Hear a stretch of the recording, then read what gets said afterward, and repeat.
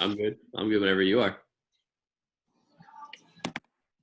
All right. Welcome to day one of wearing face masks, right? Here we go in the state of Illinois. All right, I take that off. There's nobody in here. Welcome. We had a nice group coming in here a little after 7. We want to welcome Mike Schallau from Was Brewing. I know Hello. we got some sour fans in here. This is the beer we told everybody to grab because we're going to talk about. Obviously, y'all can ask any other questions you want to.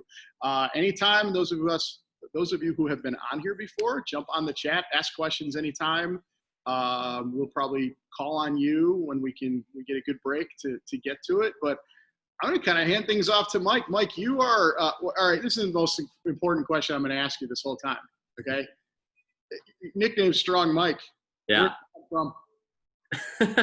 I wish it was like a really good story, but I started as a volunteer at Pipeworks like almost 8 years ago now, and I just picked up something heavy one day, and so BS called me Strong Mike, and it stuck to the point where that was like my official Pipeworks email address was strongmike@pipeworksbrewing.com.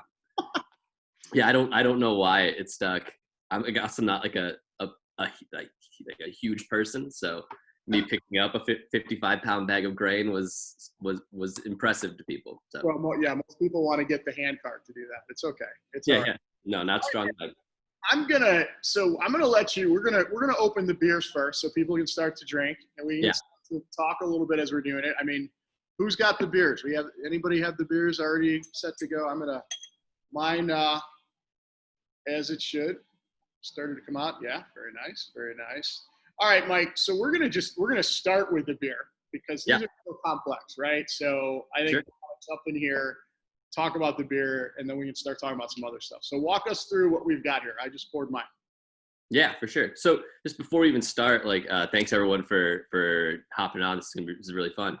And if I go through anything that's really technical and you don't know what I'm talking about at any point, just like let me know. And I really like to be able to tie the technical things to like what you're tasting more directly. So if anything's confusing, just stop me right there, and I'll do my best to tell you what's going on. So what the beer we have now is called the Finer Points of Bad Behavior Volume 2. It is a series of beers that we are doing where we take a base saison and then we add a seasonal ingredient and a different strain of Brettanomyces that complements that ingredient. So for Volume 2, what we have here is 2 different kinds of melon from seedling farms in Michigan. One is called Petit Gris, which look like these tiny little cantaloupes. It's like the king of melon in France. Orange fleshed. It has like a really interesting, like light brown sugar, kind of sponge sugar, and like a slightly musky character to it. And then something called Canary Melon, which is big, like yellow football looking guys, kind of like honeydew on the inside. Those are like really intensely floral. So, Dylan Melvin, who's there, is actually my partner and helps us brew in brewing, and Ari, who is helps us out brewing and bottling. Dylan and I went to the farmer's market one day and picked out whatever melons we thought were most interesting. We tasted through like probably 11 different kinds of melon, and then decided on these 2 just out of like the super interesting characteristic we got. This is actually one of the more expensive adjuncts we ever used because while we were there, my car got towed. So we had to go, so like significantly increased the cost of melons for that trip. We got to discover what the lower bowels of lower whacker drive are like. So we paired that with a strain of Brettanomyces bruxellensis that is known for being specifically funky.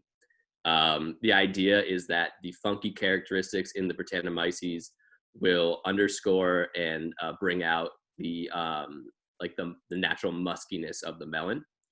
We also did this experiment because this beer finishes with absolutely 0 residual sugar. So it was an interesting way to be able to like experience melon without sweetness, which I don't think I've ever had in any other context. I don't think it's something you can do without fermentation. And so it's a super interesting result for us. It has that like that slight funkiness. The melon isn't intensely aromatic, but you definitely get it on the finish. I think that dryness actually brings it out more. I end up with like a finish of pretty spot on representation of what those melons tasted like when we were processing them. So I peeled them all by hand, just like with a knife, and then cut them and then pureed them and added them directly to the beer. And this beer takes it's all done in stainless steel. It takes about 2 to 3 months in stainless steel, depending on where the Brett character gets to. And then another 2 to 3 months in the bottle before we even start considering releasing it. So I can't remember exactly how long this one took or where it's at this point, but quite a significant amount of time for something that is, 6% alcohol and, not super fancy in any way, just like really solidly made beer. Mike, how big are the batches when you guys do these? So we do 5-barrel batches, which is like a barrel's 31 gallons. Typically a 5-barrel batch, we then split when we're packaging into like the base version, we call it, which is just bottle conditioned normally. And then we add Brettanomyces halfway through. This one, we don't do that because we had the Brettanomyces during the bulk fermentation. So we thought it was kind of silly to be like, and then a more bread version. So it usually comes out to around 50 to 70 cases, depending on the beer. And then that usually gets split between the Brett and non-Brett. So this one was somewhere around like 60 total cases. Yeah, you only add even more of anything when you're talking about an adjunct stout. Yeah, or even more Jesus if you're Yeah, exactly. So when did you start actually brewing? You've only been distributing a short while, but that means you jumped in. You started this process a fairly long, several months before that. Yeah, so I've been working in beer for almost 10 years.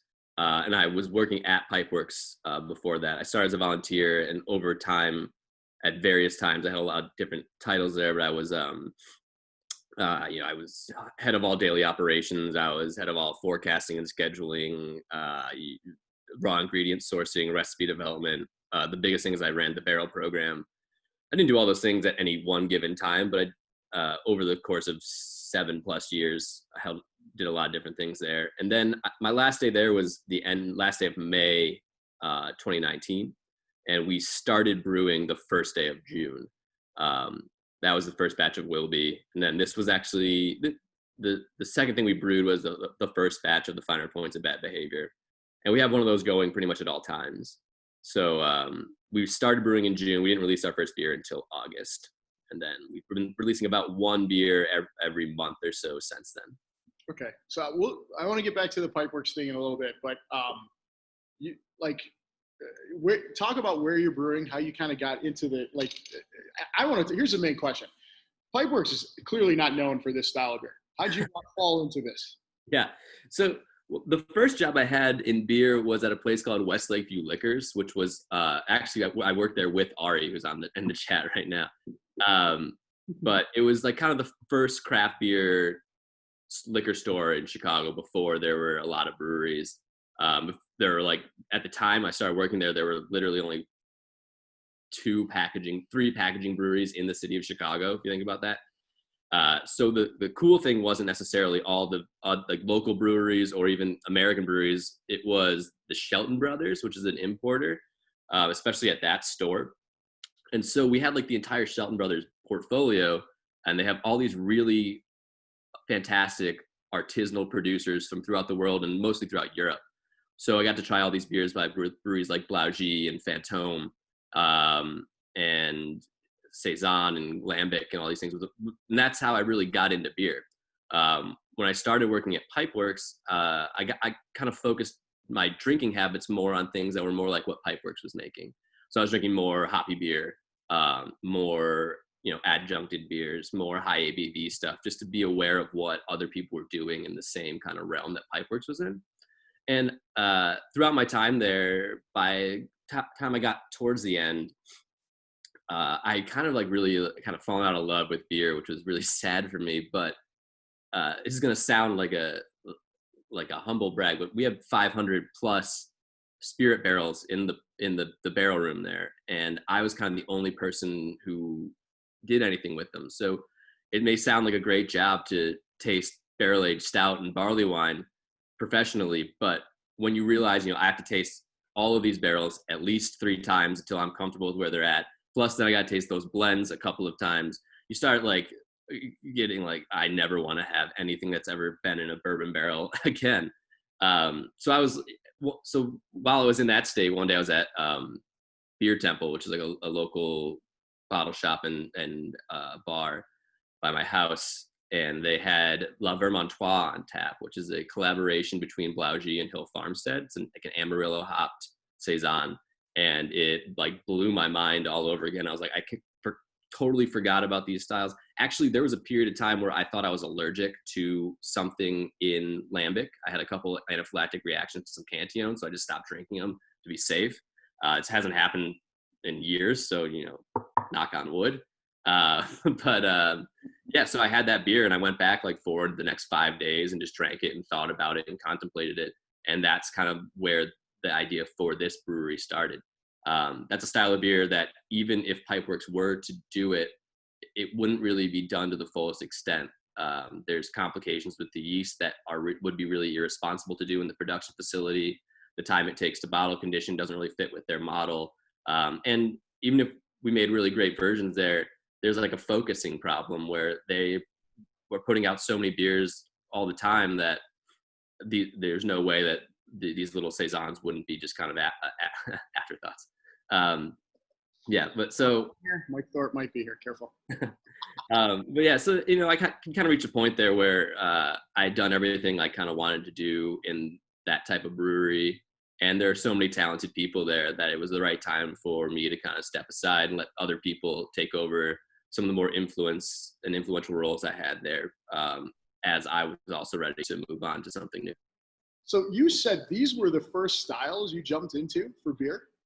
Well, when I was like 22. Well, so the first things I ever had, the first like craft beer I remember having was a Bombe from Half Acre. So when I was in college, I went to DePaul, and I think my senior year, for some reason changed the schedule so no one had classes on Friday. So every Friday I would go up to Half Acre right when it was open. This was like 2011, I think, right when they were opening that tasting room with a friend of mine. And because we thought the girl who worked there was really cute. And I remember having a Bombe and a Daisy Cutter the first time I was there. And I said to my friend, anyone who thinks they like this is lying to themselves. And then we went back every Friday for like, years. And then I actually ended up getting my job at West Lakeview through that girl. She knew the owners. And so I had other things before that, but I really wasn't as in love with it until I found these things. And this was like where I really, really got into it. I was a home brewer. I would homebrew with Dylan, and I would make really low ABV pale ales and saison, and they were terrible. Like I wasn't a good home brewer, but that was what I was trying to make even then. And then like the Pipeworks thing seems at this point to be kind of a detour away from that I've now. Well, and I know the Pipeworks guys were at West Lakeview with you as well. For those that don't remember, yeah, they were there just before I was. So I mean, how did this discussion start up, and how did you wind up over there as a volunteer? So I was working like the day shifts, and Garrett was delivering all of the beer himself still out of his little like Audi hatchback. So he would come in, we would talk about it. I mean, it was super exciting. I drank the first Ninja vs. Unicorn and End of Days, which I think were their first 2 releases, with Ari at the store, and we talked about them. And then, I got to know them through that. The industry wasn't as big as it is now, so there was a period of time where I knew every single brewery in Chicago, and I also knew people who worked there, at every single brewery. And so that girl that worked at Half Acre, we ended up dating for a couple of years, and then she dumped me, and I had a lot of free time. So I started just showing up at Pipeworks and just like whenever they would let me. And for about 9 months, I worked an unpaid internship where I would work like 4 days a week at my liquor store job, and then 3 days at Pipeworks, and then every other week I would take a day off. So that's how I started there, and just doing whatever they needed me to do, and then, or whatever they asked me to do. And then it was like really the Wild West. And so whenever I would see things and I'm like, I think I can handle that, I would just start taking on tasks without even being asked.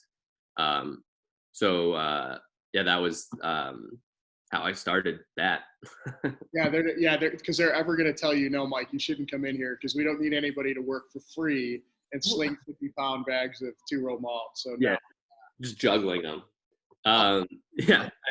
Did you get to do anything with recipes and everything over there? Oh yeah, I mean, not when I started, but at one point I oversaw all recipe development. So not that I wrote every recipe. There was actually like a really cool flat structure of hierarchy for how recipes got developed there. Literally anyone at any position could come up with an idea for a recipe, and then everyone that knew about how to, how the brewing process actually worked would work together to try to realize that pretty much everything there was a reverse engineering job, where we want it to taste like this, so how do we do that? Obviously, they never really brewed to style. So yeah, and so I oversaw that, and I had final edit on a lot of stuff, and I would make tweaks for process or for for ordering ease or cost effectiveness sometimes. And I did write a good amount of the recipes, but yeah, I oversaw that and orchestrated that process more than I was a singular voice in it. Someday somebody needs to write a book about the founding and the running of that place over the first couple of years. Because I mean, honestly, the Kickstarter was brilliant. I'm an original. Yeah. I'm one of the friends with benefits. I mean, I remember driving into the city, going to picking up my bottles, and I think we talked about it. When we moved a couple of years ago, I found a batch number 1 smoked porter in the back of my fridge. So I still have it. So yeah. Have you tasted it yet? No, I'm scared now. I have to open that over a sink. There's no doubt about that. Yeah, that predates me. And that was, think about this as they thought they were going to do a series of smoked porters with different percentages of smoked malts. That's where craft beer was in 2011. That was beer number 1. Yeah. Yeah. I still remember going to liquor stores too, like when they started to distro a little bit more. And I mean, they were one of the OGs where people literally were chasing that broke ass van around the city. Going the 1994 Chevy Astro van with all the seats taken up. Yeah, I mean, people were chasing. Those one of the first van chasing breweries out there. So yeah, I mean, they were doing batches that were roughly the same size as what I'm doing now, and there weren't many breweries, so it was hard. It was legitimately hard to get. People like all the time, like, oh, you guys have so much hype on. It's like, well, there's only 70 cases. Like, if we could make more, we would have made more. Like, right. Yeah, it's like people thought we were purposefully like depressing supply. It's like you have no idea what goes on here. No one there was over 28 years old, and everyone was like had no money. So it's like, yeah, if we could have sold more beer, we would have, but just didn't have it. I still remember going to that original brewery, picking up my backer stuff. I used to play basketball like probably a mile and a half away, and one afternoon, I'm just gonna go over there, and like I must have spent an hour and a half in there, like showing me around. We're drinking beer, we're sampling. I mean, I literally went there to pick up a damn T-shirt and a bottle opener or something, or sticker. Yeah, I mean, it was a fun time, and like that place was full of great people. It was a real island of misfit toys in a great way, but yeah, it's definitely something different now. A little bit more professional, a little bit more well, actually, the organization is still a little interesting. But that's what makes it fun. It's beer. It's art. It's fine. Yeah. Stephanie, I was going to run to you. You already asked. I mean, they've been answering your question. So, all right, let's talk about your beer now. We may go back to Pipeworks, but man, let's talk about now. Talk about the process, where you guys are at, what the plans are, and like you're at Mars. Dylan, thanks for answering the question. How'd you guys wind up at Mars?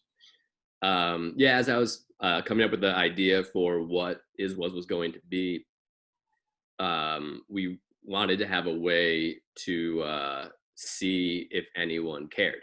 Like, no one's making this style. This is not a very known style. So figuring out if there was anyone who wanted to buy these beers was actually a legitimate concern. So my dad actually works as a consultant for a company that works with like large corporations in implementing lean startup mentalities into some of their innovation departments. So we were like really inspired by Eric Ries, who wrote this book called Lean Startup, where it's like how you can get products to market with the least amount of time and overhead. And so we were inspired by that. I'm friends with the people at Mars, and I was just down there hanging out one day in the brewery, and I saw some tanks they weren't using, and I knew they had a small like pilot system they never used. So I just asked them, can I come in and use these things without paying you? and they said yes. So it was like, I've known those guys for as long as they've been around. I've actually known Edmar since before I even worked at Pipeworks. So yeah, they were very gracious and allowed us to brew out of there. We were able to have like kind of completely separated equipment. The yeasts we use are often you want to segregate them from your normal ale or lager fermentation. They can be a little bit more attenuative and can cause problems after packaging. So we were able to actually do that there too, and have separate hoses and gaskets and all that stuff, so we wouldn't risk their normal brewing operation. Yeah, that's how we started there. And I knew that these beers were going to take a long time, so getting cash flow going was going to be quite a process. So finding a way to do it with a minimal overhead and being able to not put pressure on our release schedule so that we could organically find the audience for what we were doing was important. So talk about, I mean, I think a lot of people on here know a lot about the style of beer you're doing, but why is it important? What's the cool part of this? What can you educate us? Even like, I'm not super well-versed in this style. I love it, but. Yeah, so for me, this is kind of like the pinnacle of the craft of making beer. It's combining more or less traditional brewing ingredients. Obviously, melon is not a traditional brewing ingredient, but just traditional brewing ingredients and trying to make them become something greater than the sum of the parts. They're also, I think, they're not made particularly well most of the time. A lot of places treat them like they treat their IPAs, with fermentation temperatures and times and packaging and forced carbonation, where people's first interactions with this style of beer often are really kind of not super thoughtful versions of it. So I wanted to be someone locally making really thoughtful versions of a beer that I really loved. There are a lot of great producers, like Off Color is a great producer. All we have All Together now and Afterthought, but none of them are doing exactly what we're doing. So, which is focusing on this kind of Blaugy DuPont style, single yeast strain for the most part, then added yeast to it. Not mixed culture and not actually sour, but like funkier. We haven't even used any acidifying bacteria yet. More because we're just trying to dial this in first, and then we'll start playing with the parameters. Yeah, but I think this is just like kind of the purest essence of what it is to make beer as it has been traditionally. What will the the bacteria? Acidifying bacteria, so like lactic acid. What will that do to the beer? So it will lower the pH, which comes across as being more acidic. So if you've ever had kettle sours, they use lactic acid producing bacteria before they boil it and before they ferment it to bring the pH of the beer down. It's like it's just acidic. It's like Coca-Cola is acidic, but it has a lot of sugar in it. But so it depends on how it presents. But yeah, it brings the pH of the beer down, changes how you perceive everything else. It also can give you that like teeth stripping acidity sometimes. Sometimes it's a soft acidity, but it depends on the type of bacteria you're using too. So you get like this beer is not sour in any way, but it has a lot of the funky characteristics you would have in something like a Goose or a Lambic or one of the more mixed culture beers without the acidity. These beers, and they do run the spectrum. I mean, it's hard. Some people, like, what do you have that's a farmhouse or a saison? And it's like the spectrum is all over the board on that flavor profile. Totally. I mean, that's like a strength and a weakness of this style, right? Where anything can be that. So people tend to be like, I like this one, but I don't like this one. And those are probably two very different beers in their process and in their ingredients and everything.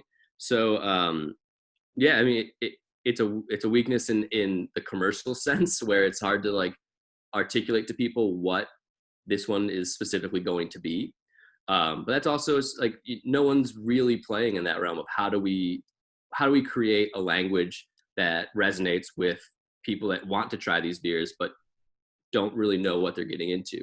So we're working on that. We're obviously not 100% of the way there, but like trying to have terms and approachable like tasting notes and things like that on the labels is important for that for us. How do we do that? Like, how do we get people to actually get excited about these beers? Because that's part of, it's like a little bit of a barrier to entry, right? Like some people are they're intimidated by it. They don't know enough about it. What can we in a bottle shop, or what can other people who are sitting here, what can we tell folks this is why you should try it, or what can we direct them to for a first attempt? Yeah. So what we really like about, we chose a strain of yeast specifically for its ester production, right? These esters are like these kind of fruity characteristics you get from fermentation. They tend to be like juicy fruit, bubblegum, banana, mango, like coriander, things like that. So when we talk about it, we kind of like, we're creating characteristics similar to what you'll get in a lot of American hops right now, but we're doing it through fermentation. We also make beers that are really, really dry. So if you don't want something super sweet, you can have something that's like a little more like what we're making and lower in alcohol. So if people are looking for something that's more approachable, which is a word that gets used a lot, these are, in my mind, actually are approachable if you're willing to meet people where they are currently, what they like about what they like, and then kind of figure out what about the saison would be attractive to them. It's really helpful when we do like in-store tastings. We get a lot, like which obviously we can't do right now. When we do those, we get a lot of people that have like the I don't like saison stance, and they have some of our beers like, this is different than what I've had before. And it's because of that ester profile and like the treatment of it as like we have to treat these as differently from an IPA as brewers treat their lagers. Like it's a totally different process. It's not the same process as lager, but it's if you do it in a way that's truthful to what a saison should be, then you end up with something that's actually really delicious and flavor profile really approachable, we believe. Okay. Hey, so I've been tracking on the Facebook Live too, so we got a few people watching there too. If anybody has questions there, I'm tracking on it, so I can ask the question here. Yep. Jeff, I'm going to open you up here because you have a good question. So you can go ahead and ask it. Yeah, so I kind of somewhat new to this style, especially in bottles. And when I opened mine, it gushed quite a bit, almost like a bottle of champagne. Had to rush it to the sink. So I'm not sure. I mean, I did store it upright in my chiller for a few hours after getting home. I was pretty gentle. Is this just kind of typical of the style? I wasn't sure if I did something wrong in handling it, or if that's just precaution to open it in the sink. Jeff, you were in today, so you got it today too, right? Yeah, I bought it from you today, and then I took it straight home. So I was a little surprised. Yeah. So it's not uncommon for these types of beers to have something like that happen. When you say gush, do you mean it was like a violent like bursting out, or it kind of slowly foamed up and then started foaming over the top? I cracked the cap open slowly, and it, not really violently, but it came spraying out pretty fast. So I had to rush it right over to the sink, get the cap off, and then pour it as quickly as possible. When you're opening these, definitely take the cap all the way off, and then and pour them quickly after opening and kind of slowly down the side. Gushing to us is when it's like really shooting out of the top. It wasn't spraying up to the ceiling. I've had some bottles like Phantoms and things like that. Yeah, Sabre always. So what if you're in that situation? Definitely always take the cap all the way off, and then pour it really quickly afterwards. If you let it sit and foam, it's just gonna foam over. Whereas if you pour it, you'll save a bunch of that beer. There's nothing wrong with it doing that either. Things like this, which also like there's probably little particulate of melon in there. Those are nucleation points, which cause CO2 to release from solution. So anything with fruit in this style, could potentially have that happen to it. Like we don't filter, we have a strainer, but like it's not the same as a filter. So there might be a little bit of particulate in there. But yeah, they're typically very highly carbonated to the levels of champagne sometimes, and much higher than normal ales. So if that ever happens to you, yeah, take the cap all the way off, have a glass ready, pour, down the side, and then like create a nice little head after that. It's not ideal, but it's not uncommon. Kyle, I'm going to get to you in a second, but Mike runs a Facebook group for saisons. I've got you unmuted. You can plug that in a second. Tell me what you mean by that. What you just commented on, Mike Murray. I commented 3 things. What do you want to talk about? The Phantom? No, you don't. No. And by the way,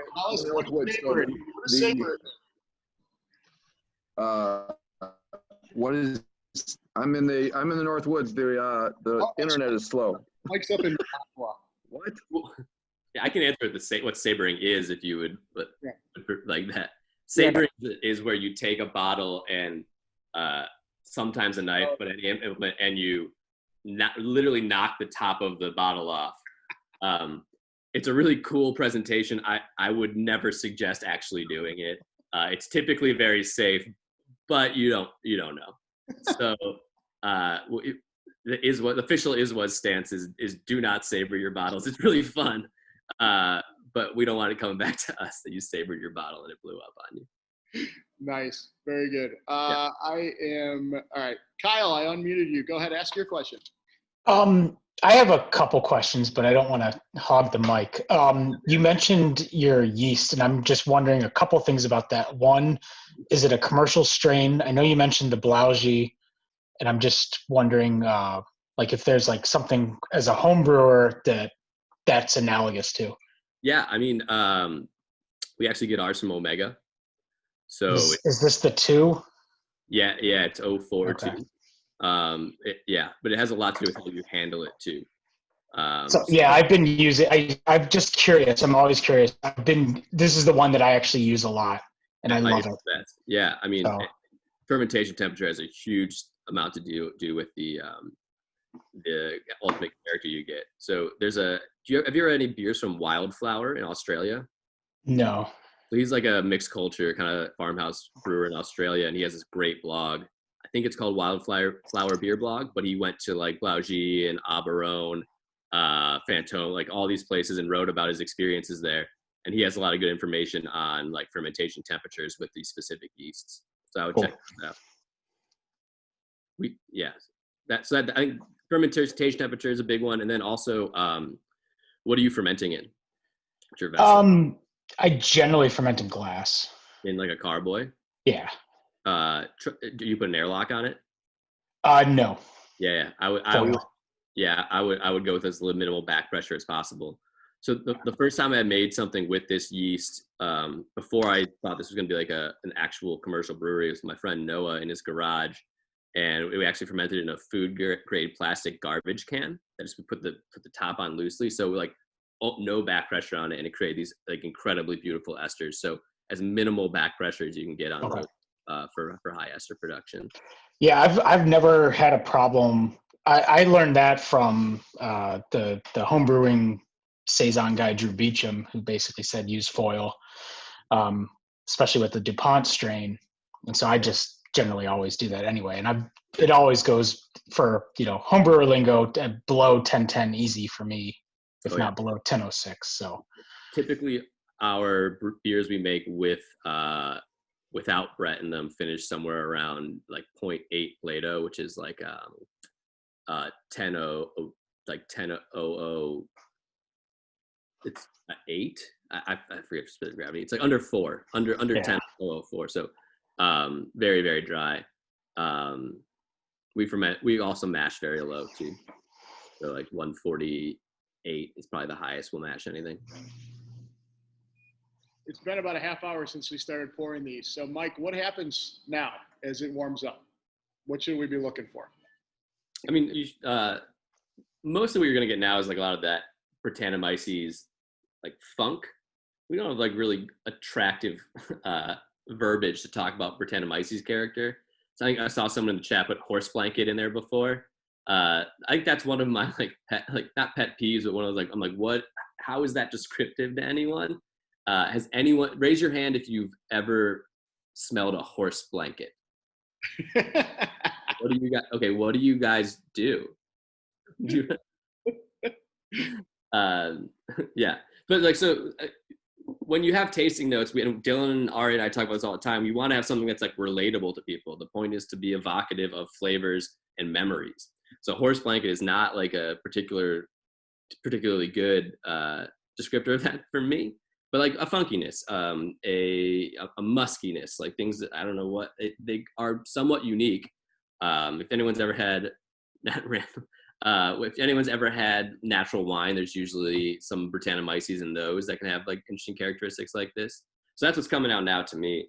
I also get more melon aromatically now than when you first pour it, which is kind of counterintuitive. Usually when something's higher carbonated, it lifts those types of flavors out of the glass as the CO2 escapes. But I'm getting more of that now.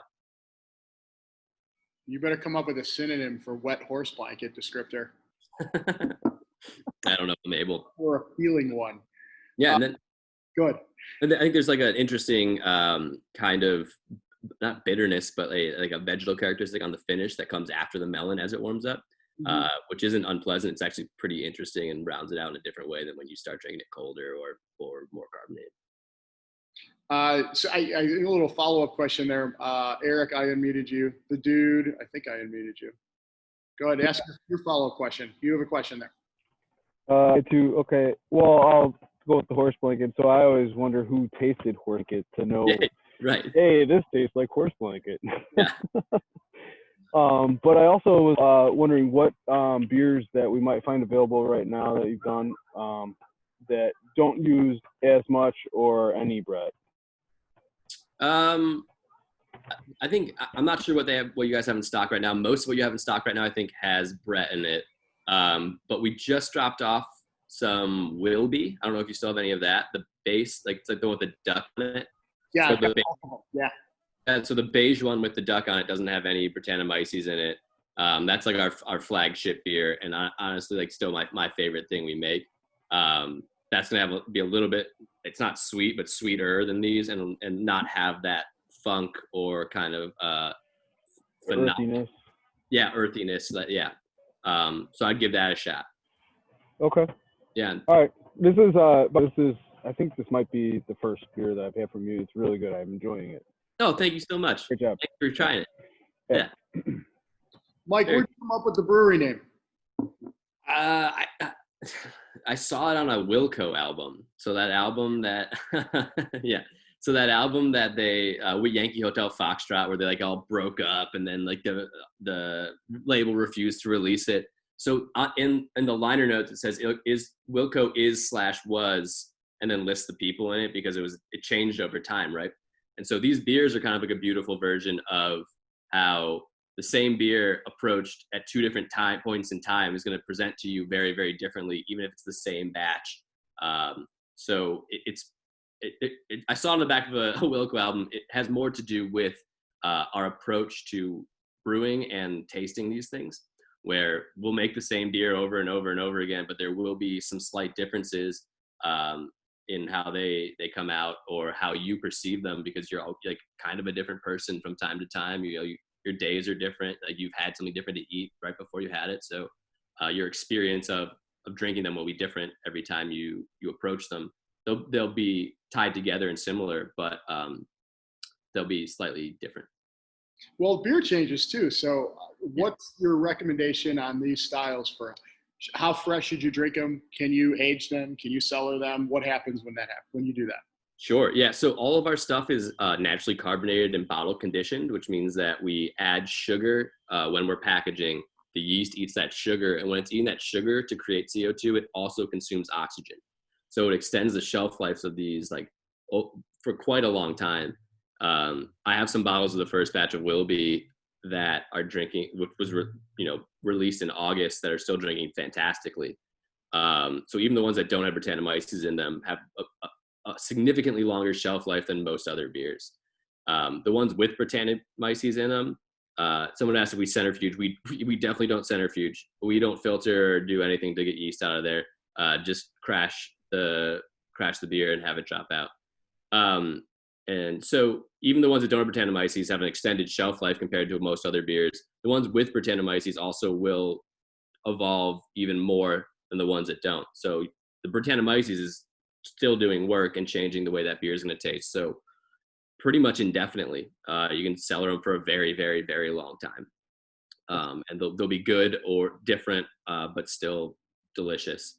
Whereas like an IPA, which is hop driven, that's just getting old, like it's never gonna be better than when you had it like really fresh. These are different than that. This will get better and different over time, and like significantly so sometimes.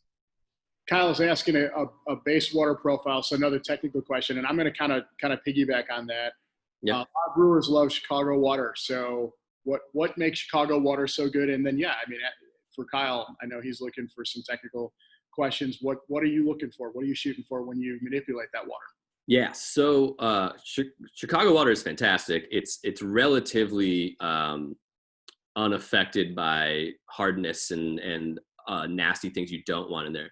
Ironically, a lot of places that make this style of beer have really hard water. And when I was in Belgium, I talked to a lot of them. They're like, we don't treat our water at all. And I'm like, I would be in these places. Like I took a trip to Belgium, stayed in like farmhouses and did like, it was very idyllic. But I would drink the water and be like, this water is disgusting. Like it's not great drinking water. Hardness isn't great for making beer, but it's a point of pride to them that they don't really treat their water. So we do treat our water. Part of what we want to do is take the traditions that make saison great and apply some things we know about modern brewing. So I can't give you specifics. It will depend on what your source water is, but we use table salt to get chloride into it, which is something that's traditionally done for IPAs to make a really soft mouthfeel. And then we use gypsum to get like a nice hop presence with that softness. We also treat with tiny amounts of phosphoric acid for little pH adjustments in the mash for the correct pH of the mash, because enzymatic activity has to happen at specific pHs. There's no way around that. And then we also usually do a slight adjustment to the boil to knock into our fermenter at a specific pH, which for the nerds out there, we're looking to get in at 5.2.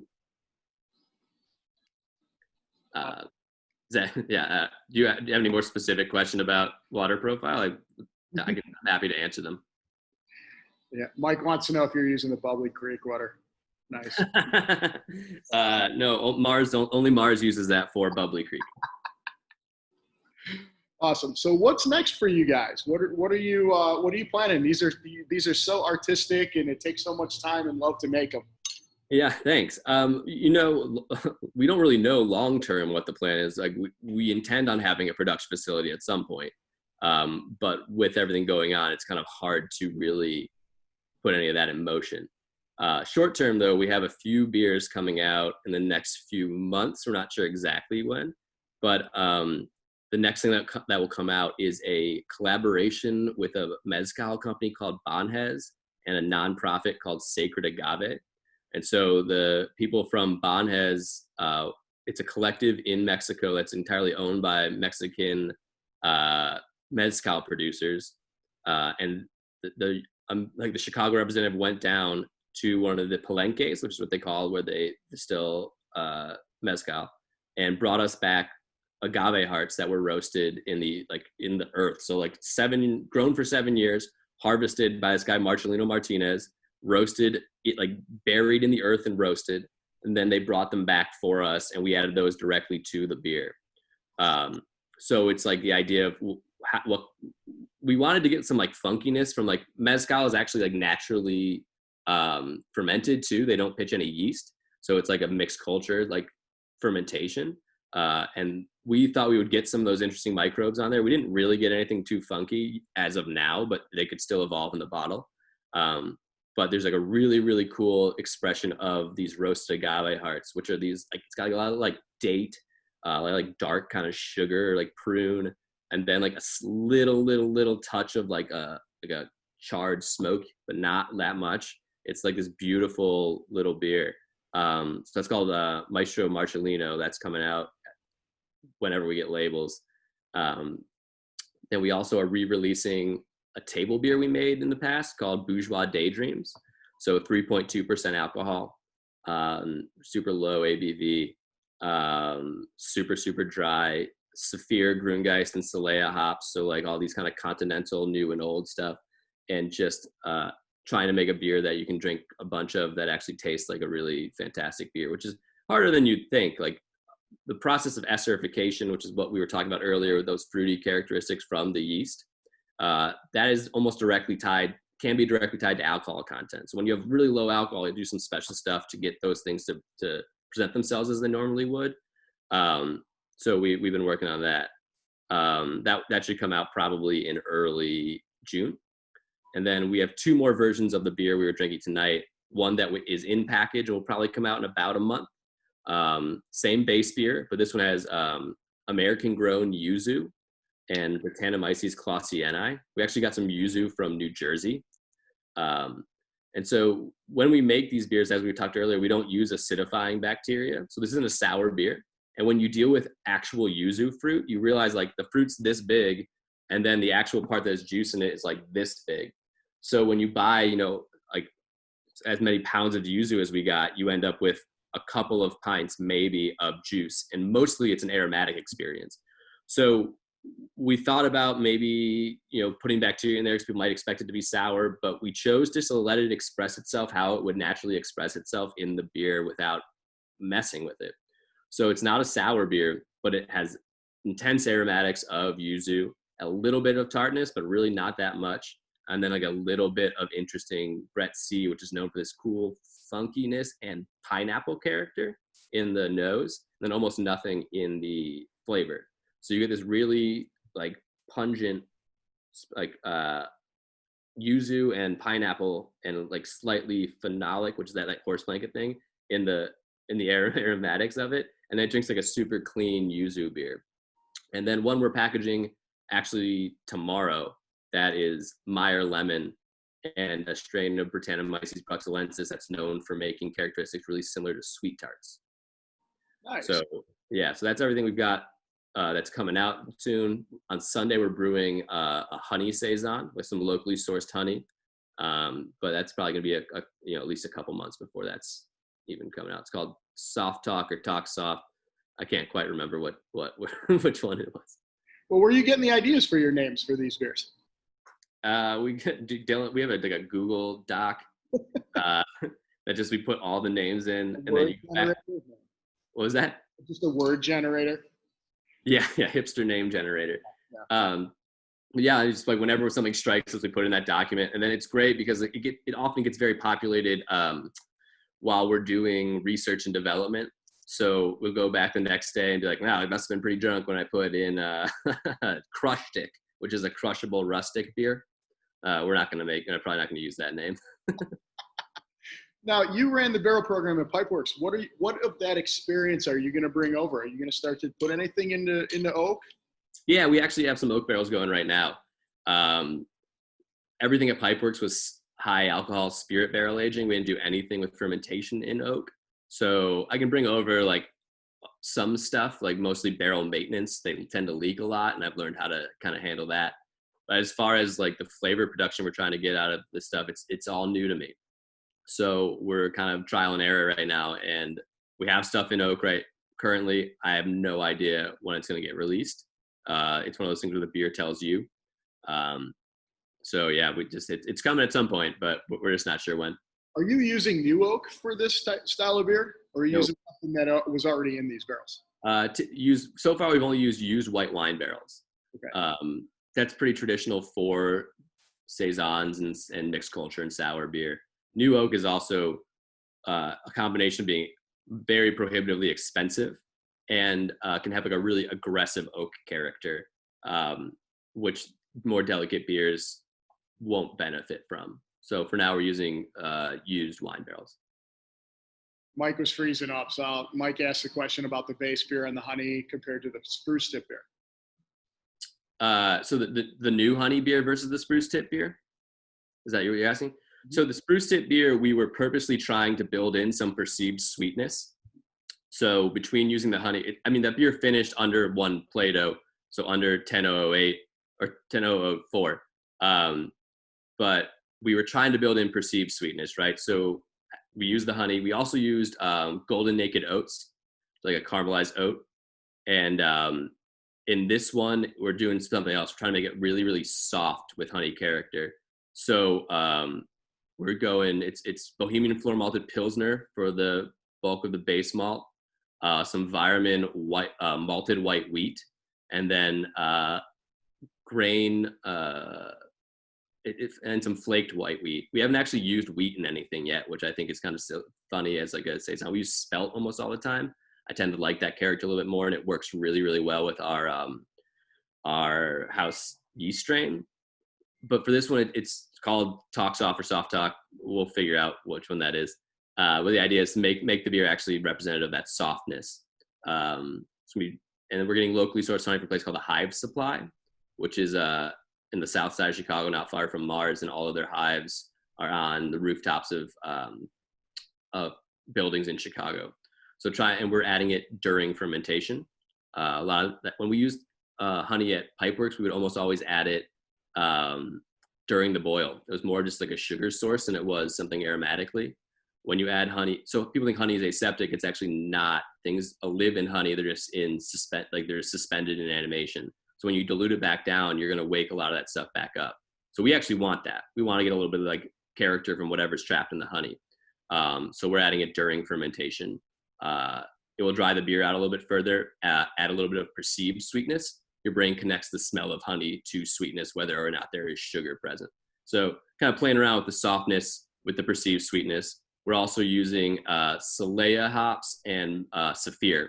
So trying to get some like traditional noble characteristic with a little bit like lemon lime characteristic to go with like kind of if it was like a tea, because the honey, lemon, lime kind of tend to go together pretty well.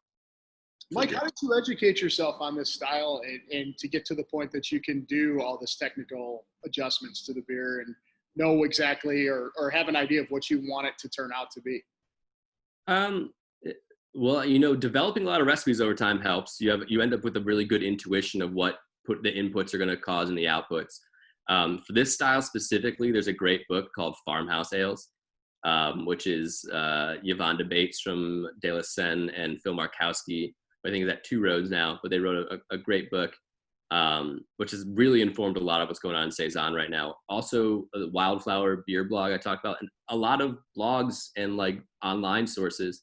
One of the ways we found out what temperature to ferment our beer at was a YouTube video of a tour of Blaugy, where they zoom in on the fermentation of the temp probe in the tank. So it's like, can't be lying because it's right there. It's definitely at that temperature. But yeah, like I tend to get kind of really obsessed with things at times and go and really deep dive until I feel satisfied with the information I've gotten. So doing a lot of that, to be perfectly honest. And just Googling really dumb questions at first, like, how do I make this softer? But obviously I'm just saying that, but like having a little bit more of a directed approach. But, you find homebrew forums sometimes that have an idea, and then you use that idea and cross-reference it with the things you've done before to see if it's actually true. Then you check with a book that you've read. Like, it's a lot of just trying to amass a lot of knowledge about something, so then when you go into the like creation phase, you can just trust your instincts. I don't always know where like I learned something. I just have to trust that I learned it and that it's something that I believe in at the given time, and then see if the results actually bear out what I thought was going to happen. Well, and there's some trial and error to that as well. I mean, and what's the biggest challenge to going from a homebrew type of thing to scaling up to a production the size that you guys are doing? So that beer that I talked about brewing, my friend Noah, in those garbage cans, was a directly linear scaled up. We've just scaled that up and brewed it into 5 barrels the first time that we made Wilby. And it worked. Doesn't always work. I got a lot of experience doing that though. Like Pipeworks went from, 2-barrel mashes to, 7 barrels to 10 barrels to 30 barrels, to 90 to 120. And so I had a lot of experience doing it. So you kind of know where the pitfalls are, how hops are going to express some different. Hops are probably the hardest one, and mash efficiencies tend to be typically kind of vary as you scale up. But the only real way to know is to kind of do it, and then adjust, have some actual data and adjust from it. And trust yourself, trust yourself, and then do it. And then don't be hard on yourself, but be real with yourself about whether or not you did it right. Someone asked me about a cat at the brewery. We don't have a cat, but there's a cat named Costco that lives at Mars. He's an indoor-outdoor cat. He's pretty badass. I have a cat in my apartment. I don't know where he's at right now. His name's Goober. I opened up Kyle again because you have a question about draft. Yeah. So if you talked about, the bottle conditioning, and we had talked about kind of the high carbonation before. Yeah. And so if you ever move to like a draft setup, like selling your beer to bars and having a tap room, how are you going to do that? Yeah, so we do a little bit of draft right now. It's a nightmare, to be perfectly honest with you. We're trying to figure it out. It is really different than the bottles. We use like an online like sugar dosage calculator that is almost always spot on for bottles, and then like depending on your fill levels on the keg, like there's a lot of variables in the draft. So one of the reasons we don't do very much draft right now is we really want to figure out how to do it draft like keg condition. Right. I think that's important. Okay. The quality of carbonation is really different. So what we found, if you're trying to keg condition things like this to relatively high volumes of CO2, I don't think you're going to be able to get to high volumes. We found anything over like 2.8, especially dry hopped things, is going to be really, really hard. So like 2.8 is really the ceiling. Do you know what I'm talking about? Like volumes of VOC? Right. Yeah. So you're not even talking about doing a forced carbonation. You would still keg condition everything with sugar. That's what we do. And so we started, if you Milk the Funk,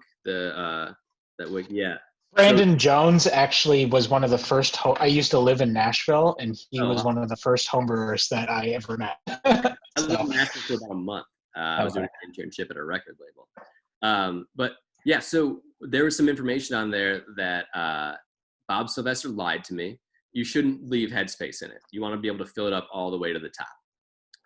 When you leave headspace in a keg, you're gonna cause quite a bit more carbonation than you calculated for, especially if you don't have the exact right amount of headspace. So our process now, so on packaging day, what we do is I figure out how much beer is in the tank, literally by measuring with like a tape measure from the top of the tank down to where the liquid is, and doing a volumetric calculation of the volume of a cylinder, right? Then we use that volume to figure out how much sugar we want to use. And then we typically keg stuff, we're aiming for like 2.6 to 2.8. Unfortunately, it's not like going to be as beautiful as these bottle conditioned beers are, but it's also going to pour. If you're over 2.8, it's just going to be giving bars foam. And that's a terrible experience for everyone. So I'd rather have like a slightly less experience in the bottle, but a better experience than giving Eric $100 of garbage. Yeah, that was, I first worded my question of how are you going to let that out to a third party, and then I deleted that part of it because.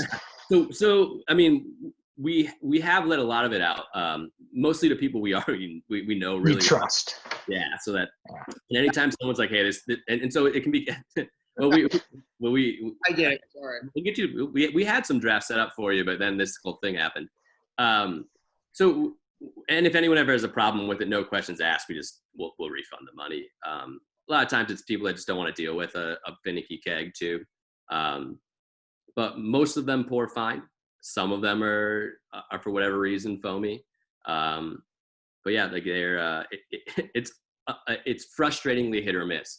But through that process, we pull a few kegs from every batch and we dial it in and get it closer and closer to how we want it to be, before we try to scale anything up to like really letting kegs out there. We've had a couple of afterthought kegs and said like some of them pour really well, some of them are foamy. But for us, I mean, it's a cost of doing business to have great beer here. I mean, we want to be flavor. It's great. We want to be as good a partner as possible to you too. So we don't want to give you anything that like is frustrating to pour or where foam will put your profits down the drain. So we're trying to figure out how to do it really well and kind of like thread the needle of higher carbonation, naturally carbonated, and still like a commercial product. We're a commercial brewery, you know, it has to be something that is worth selling. Can't just be like, oh, it tasted great, but you got to like pour it and then let it sit and then pour another one into another one. It's fine for me to do at home, but that's not a real product. That's just a hobby. Yeah. Yeah. Like I said, it's the cost. I mean, I say cost, but it's not a cost. It's just what we do, you know, what we're going to have to do, what other bottle shops will do, what other great beer bars, like it's the beer, like the beer is alive and everybody's learning. Like, yeah. And we couldn't exist without places like you that understand that. So we're super appreciative of like your understanding with us, like kind of, I mean, we're making 5 barrels at a time. There's only like 4 kegs we pull out of that. So if one of them's kind of janky, we'll do right by it. But you know, it's a process, and it's, you know, there's not that much information about how to do this. And some of the information that's out there I found out wasn't right. So you have to we're learning that process currently. Awesome. Yeah. We told you we'd keep you to an hour. I gave everybody kind of a last call. If anybody else has any more questions, I mean, does Ari and Dylan want to have a last comment here about, you know, working under you over here or working with you? It's a tyranny, so I don't know if I'm going to allow them to speak. You're like mute. It's really cool. I was watching the Facebook. We had some good engagement on the Facebook Live too. I mean, what else you want to share, Mike? What's next? What should we be looking for? Yeah, I mean, those beers we talked about earlier, and then just like honestly, try a lot of saisons and farmhouse ales. It's a pretty broad category, and part of why I want to do this is to like introduce people to ones that I really believe in. So even if they're not made by us, try some Afterthought, you know, Off Color.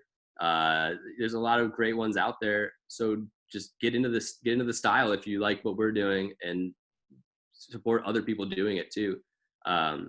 Yeah, I was worried about. I joined the Facebook group the other day. I don't really use Facebook anymore, but on Eric's urging, I joined it.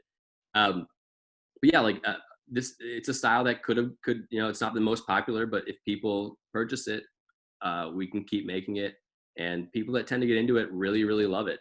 So we're going to be making the style for as long as we're a brewery, and we're committed to it, and we appreciate you guys even dipping your toes in or getting all the way into it. That's awesome. Yeah, that's why we wanted to do this. That's why I was super psyched when you said you'd love to do it, because just it's the education, getting people introduced to new things. Yeah, and like I'm really passionate about that part of it, and I got a lot of technical knowledge, but I'm really excited about figuring out ways to translate that technical knowledge into approachability in both the way the beer tastes and the way I talk about it. So having feedback from everyone about what they did understand, what they want me to be more articulate about is super helpful. And doing stuff like this is amazing for what we're doing. So I really appreciate it. Awesome. Mike, man, thanks for jumping in on this. This was awesome. Yeah, thanks for having me. I love this. Your parents in Connecticut, right? Yeah. Doug, Kate, how you doing? Thank you, everyone, for jumping on. Hey, appreciate it. Like, we're going to keep doing this every week. I can't tease next week yet. We're not quite sure. We're still working on a guest for next week, but it's what again? We can have Mike again. Perfect. We'll do the next beer. Yeah, we will have you on again. And yeah, as you continue to grow, and when you're set to open something up or whatever, you guys have some stuff, man, anytime. Love to do it. Awesome. During these crazy times, drinking is social. This is the best way we can do it right now. So this was awesome. Thank you to everyone. Thank you to you, Eric. I really appreciate it. Thanks, guys. Everyone have a good weekend. Thank you. Bye.